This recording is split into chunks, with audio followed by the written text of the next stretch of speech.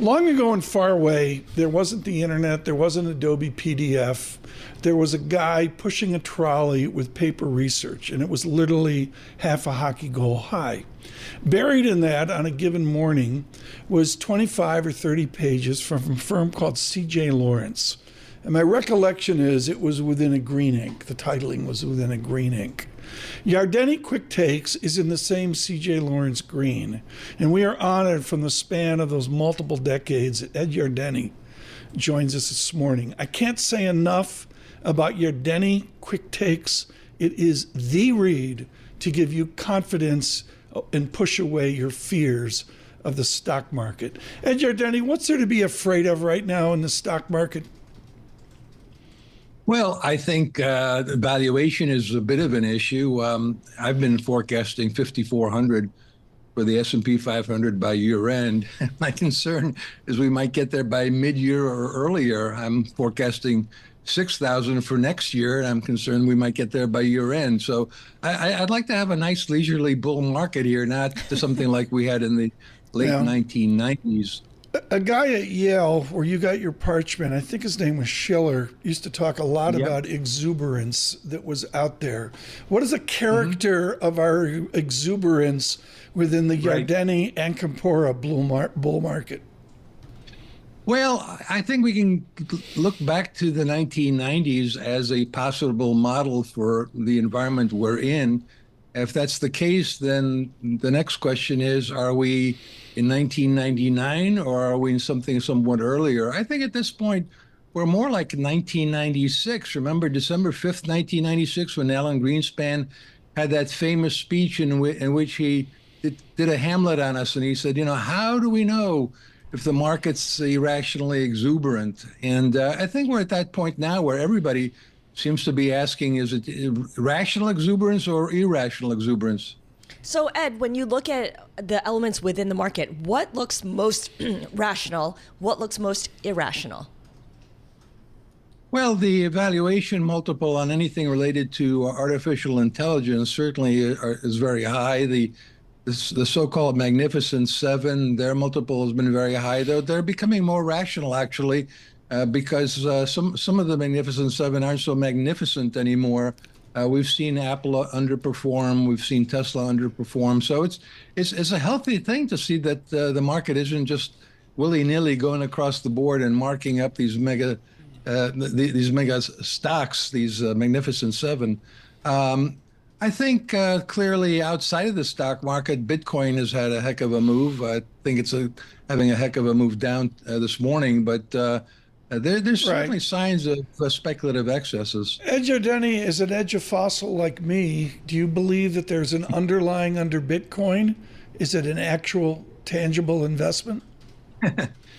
Well, this will probably get a lot of people mad at me, but I mean well, and that is I view Bitcoin as digital tulips. In other words, it is kind of like what happened in Holland with the bubble in tulips, but there's a huge difference here, which really presents the possibility of much higher upside, which we've already seen, and that is the notion that it's a global market and it's open 24/7, and we're talking about tens of thousands, hundreds of thousands, millions of people playing in the Bitcoin marketplace. So I have no idea how high it could go. I have no idea how low it can go. I'm an old-fashioned guy like you are. I need earnings. I need coupons. I need something I can value. I need rents, something I can value, and I don't have that with Bitcoin. Digital tulips that have a structure of a investment tool underneath them with all those ETFs, right? And also a digital tool, a digital tulip that is going to also have. What's the verb for having? To have? I don't know. You went to the fancy school.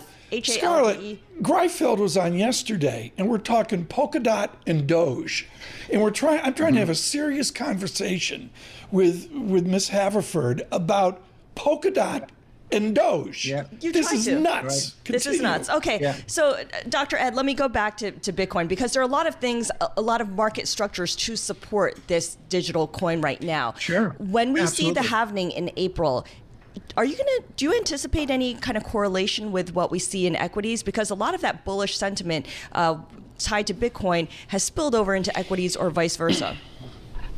Well, I think you're right. And I think where Bitcoin's enthusiasm has spilled over is clearly into gold. I mean, gold was kind of sitting there doing nothing. And then all of a sudden, maybe some of the Bitcoin enthusiasts concluded that they haven't owned enough of it and it's too expensive, and they want to look for other areas to diversify. So gold has been a winner, though gold mining shares haven't done as well. But look, I have to admit, I've got some FOMO every now and then when I see this Bitcoin going up to 70,000. Right. I knew about it at $1, at $10. I knew about it at $100, at $1,000. Why didn't I just buy a couple? And you have huge response on YouTube this morning worldwide. People are listening to Edward Yardeni.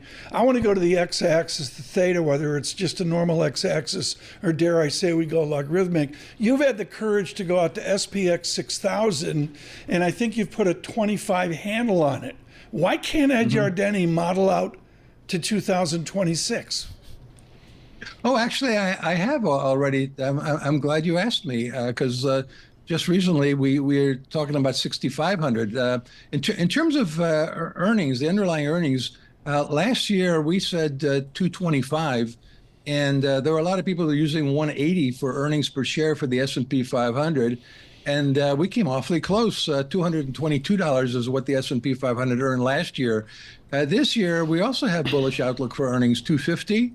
And then the year after that, in other words, 2025, we're talking about 270 and then $300 a share for 226. And we think that will accommodate 6,500 on the S&P 500 by 2026. Ed, glad you asked me. Thank you for this I'm trying. Ed Yardeni, thank you so much for this conversation, folks. I like all our guests so they wouldn't come on. I don't like Scarlet, but that's a different story. I forced my way on here. But the answer is Yardeni QuickTakes. Just look at it.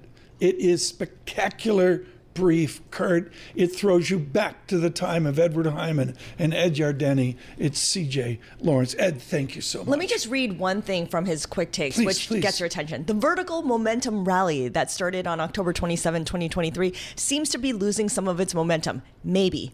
I want to read that. That's how he hedges it. And this is, frankly, this is Yale economics. This is James Tobin. And to have always within your head is you're analyzing some real humility. There's not a lot of certitude there. There's humility about the unknown. And that's what you get from Dr. Addressing the nuance straight up. See how he came out to 2026? And I believe we can quote Worldwide Rich 6,500 from Yardeni. Did I hear that modeled out? I don't think he's committed it to writing yet. Oh, listen, come on, play with me here. I got to make some news so I can come back Monday.